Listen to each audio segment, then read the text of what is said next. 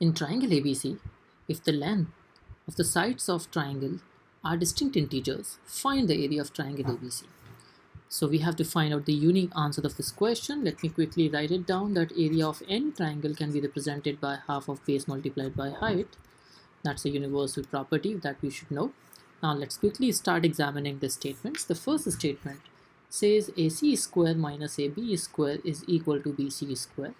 That means we can further simplify this. AC square is equal to AB square plus BC square.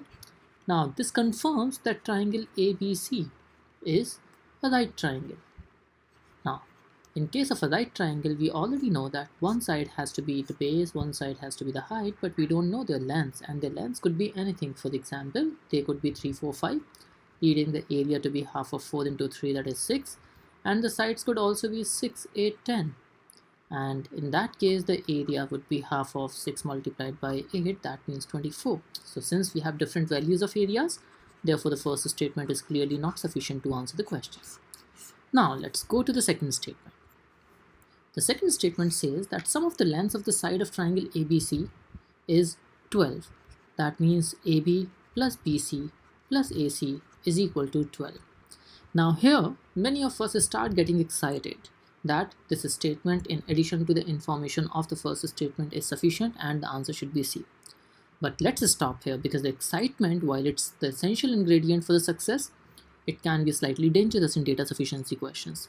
Let's try to understand that what are different possibilities. In data sufficiency, the mantra is that you should always be able to prove it's insufficient if you think it is insufficient, or the other way around. So let's try to prove that this is not sufficient.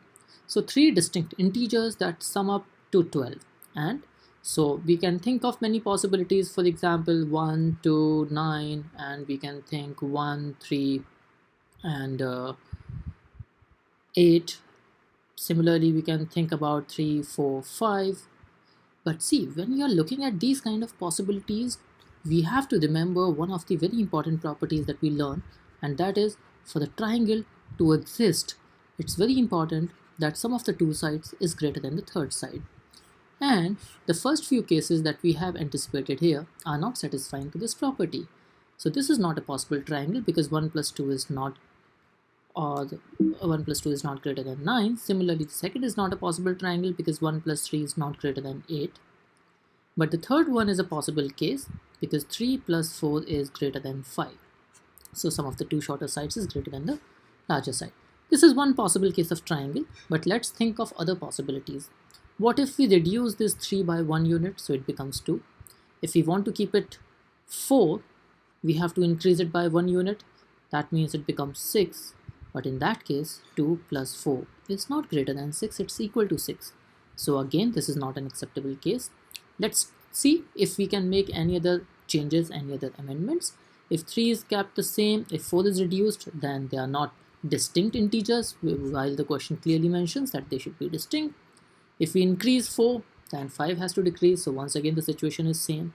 If we keep it 2, and if we make this 3 units, so now the sum of these two is 5, so the other becomes 7. So once again, 2 plus 3 is not greater than 7. And here you need to understand that this is the only possible case of triangle with sum of the sides 12 and each side of distinct integer length.